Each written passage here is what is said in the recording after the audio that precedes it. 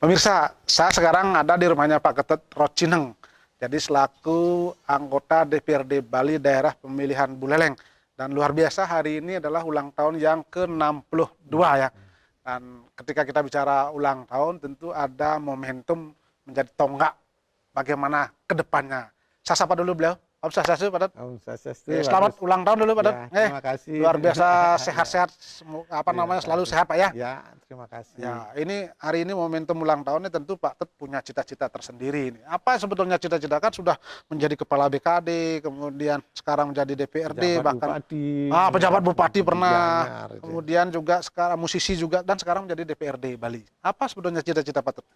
Kalau saya sih, komitmen saya ya, dari hati kecil saya itu, jadi sisa hidup ini saya manfaatkan untuk mengabdi kepada masyarakat, terutama masyarakat yang tidak mampu. Itu aja gininya, karena saya menyadari diri saya dari kecil miskin sekali, tidak punya apa-apa, ditinggal orang tua. Itu aja gininya, komitmen harapan saya. Jadi sisa hidup saya ini masih diberikan kesehatan, saya manfaatkan untuk bisa menolong orang, mengabdi kepada masyarakat. Itu aja gininya. Nah, dalam bentuk apa pengabdiannya ya terserah nanti. Di DPR boleh, di mana di eksekutif, di legislatif, enggak apa-apa gitu. Yang penting mengabdi untuk masyarakat gitu aja. Ya, gitu, kalau gitu. kita melihat karir Pak Tut ini kan dari seorang birokrasi, terakhir adalah kepala BKD, bahkan menjadi pejabat bupati, sekarang DPRD Bali. Ngomong-ngomong mau ke Bupati Buleleng lagi Pak ya? Nah, ini soal calon bupati ini, masa depan bupati ini ya. Jadi saya sekarang kan sudah masuk dalam keluarga besar PDI Perjuangan. Jadi saya sudah menyerahkan diri kepada partai dan saya sudah menjadi petugas partai. Itu sekarang. Jadi namanya petugas partai, apa yang ditugaskan oleh partai itu saya siap laksanakan. Jadi persoalan nyalon itu masih nomor keberapa itu. Tapi kalau sudah laku tugas partai, ditugaskan menjadi calon, saya siap gitu. Tapi informasinya Pak Tut di Buleleng banyak juga pendukungnya yang menginginkan ya, Pak Tut mungkin seperti itu. Kalau pendukung sih banyak itu. Tetapi kan nanti akhirnya kan rekomendasi itu yang menentukan nanti. Sebelum rekomendasi tentu ada proses-proses. Ini Pak Tut akan menuju ke sana apa enggak? Nah, ini jadi saya terus mengabdi dan mengabdi saja, nanti pada akhirnya ya berakhir dengan rekomendasi, ya itu sudah kewajiban saya selaku petugas partai untuk melaksanakan tugas itu. Tapi sekarang ini sebelum ada penugasan yang resmi dari partai, ya saya terus saja melakukan pengabdian dalam bentuk ya turun membantu orang miskin, memberikan bantuan sembako, membantu orang-orang yang lemah. Terus saja, jadi sekalipun tidak ada hajatan pilkada, saya terus saja lakukan itu. Jadi artinya itu bukan langkah-langkah untuk meniti karir akan menuju ke calon Bupati Buleleng ya? Tidak, saya sekalipun tidak ada pilkada, saya dari dulu saya begitu. Tapi kalau nanti ditugaskan menjadi calon Bupati Buleleng, ya, siap? Saya siap. Itu siap, namanya ya? Petugas siap sekali. Karena ya namanya petugas partai itu kalau sudah ditugaskan oleh partai mau jadi calon 1, 2 berakhir saya siap sekali. Termasuk wakil bupati siap juga? Siap saja. Oh, enggak masalah? Enggak masalah. Itu kan, ini kan bagian dari wadah pengabdian saya. Tapi kan kalau melihat karir Pak Tut kan usia mungkin sudah pensiun, sudah banyak sekali karir, bahkan dulu pejabat bupati, kok mau jadi wakil kalau seandainya direkomendasi begitu? Tidak apa-apa, itu sepanjang sudah ditugaskan oleh partai dan itu merupakan wadah untuk mengabdikan diri kepada masyarakat. Itu kan mencari wadah saja itu.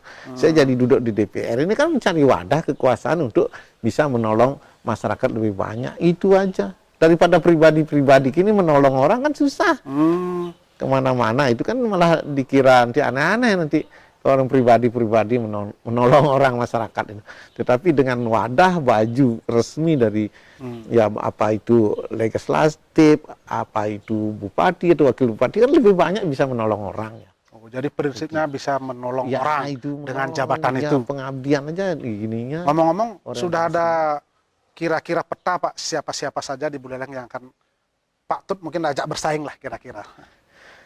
Kalau ajak bersaing, ya saya kira ya teman-teman di partai pasti itu. Nah, sekarang misalnya ada Ibu Ares yang juga anggota DPR itu di Dapil Buleleng, ya pasti juga itu ya saingan untuk menjadi tempat wadah pengabdian itu juga. Ada wakil bupati juga yang sudah 2 kali itu jadi wakil, itu kan sudah pasti ingin juga ya mengabdikan diri, atau beliau ingin mengabdi lebih banyak juga harus di jabatan bupati juga. Belum lagi teman-teman DPR lainnya, ada DWJ, ada Supriyatna selaku ketua DPRD, itu pasti ingin juga mengabdikan diri melalui wadah-wadah ini. Bagaimana dengan mereka? Apakah sudah ada komunikasi-komunikasi? Kira-kira kita di Buleleng ke depan seperti apa dan mau saling berbagi peran di mana? Ada nggak komunikasi itu? Kalau komunikasi udah sering sekali gitu, bahkan hampir tiap ketemu itu kita komunikasi bagaimana untuk memajukan daerah Buleleng ini, karena kita sama-sama dari Buleleng gitu. Tapi kalau yang mengarah fokus kepada siapa calon bupati dan wakil bupati kan belum.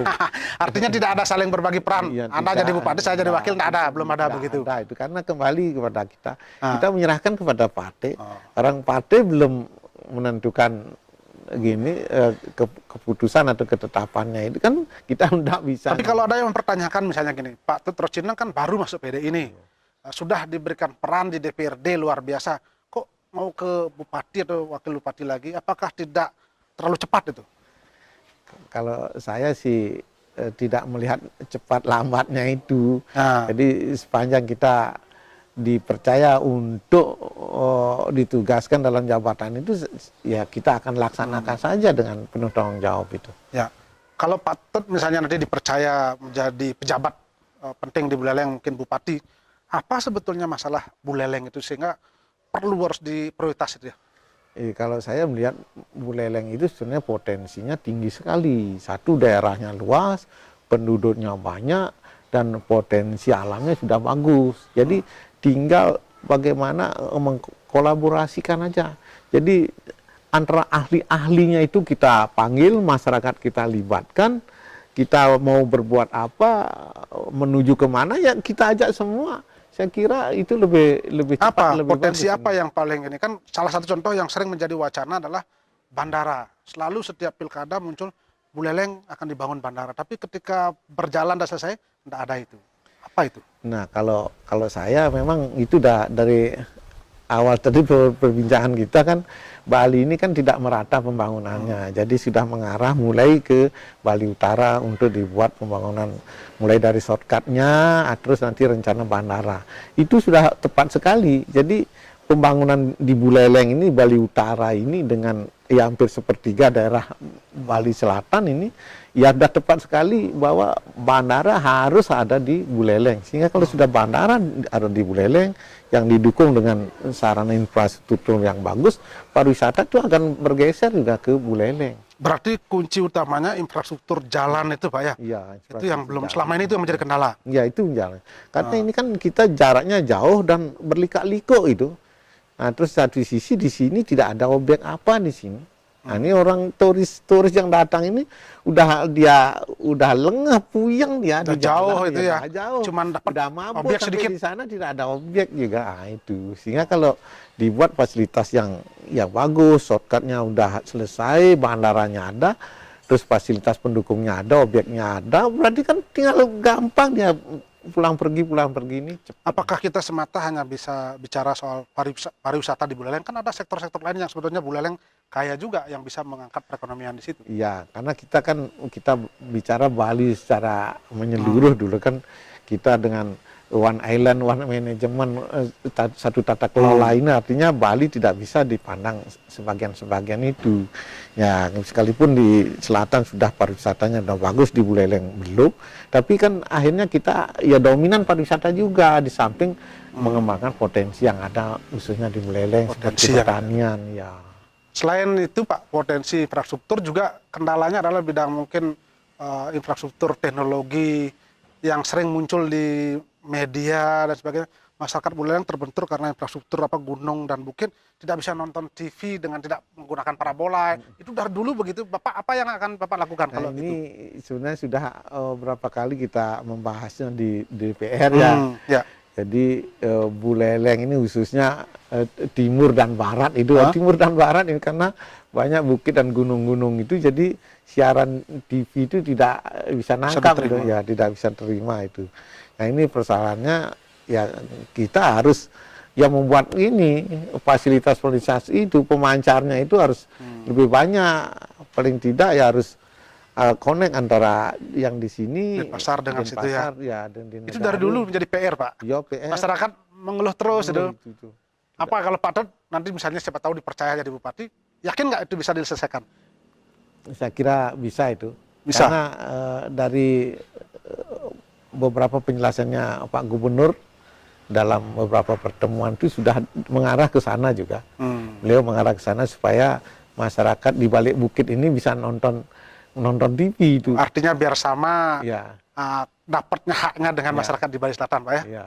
Oh, mungkin terakhir Pak, harapan kepada masyarakat Buleleng, karena masyarakat Buleleng saya lihat dinamika pemikirannya dan baik politik maupun pembangunan luar biasa, cepat sekali bergeser. Apa harapan Pak kepada masyarakat Buleleng?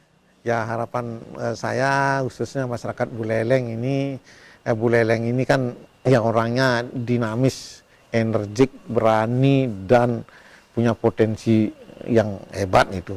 Jadi kita tingkatkan persatuan dan kesatuan dulu, bagaimana dengan bersatu kita untuk memajukan daerah Buleleng itu dengan mengembangkan potensi yang ada di daerah. Itu aja dulu gini ya. Baik, terima kasih Pak Tut Rocineng, luar biasa. Mudah-mudahan apa yang Pak Tut impikan dan inginkan memang bisa tercapai, dan pada intinya bagaimana Pak Tut sebagai wakil dari masyarakat Buleleng bisa melaksanakan tugasnya ya. Luar biasa Pak Tut ya. Terima kasih Pak Tut ya. Terima kasih. Terima kasih dan selamat ulang tahun juga ya. Iya, luar biasa dan sama-sama. Pemirsa, demikian tadi perbincangan kami dan seluruh kerabat kerja yang bertugas mengucapkan terima kasih atas perhatian dan kebersamaan Anda, dan kami akhiri dengan Param Santi. Om Santi Santi Santi Om.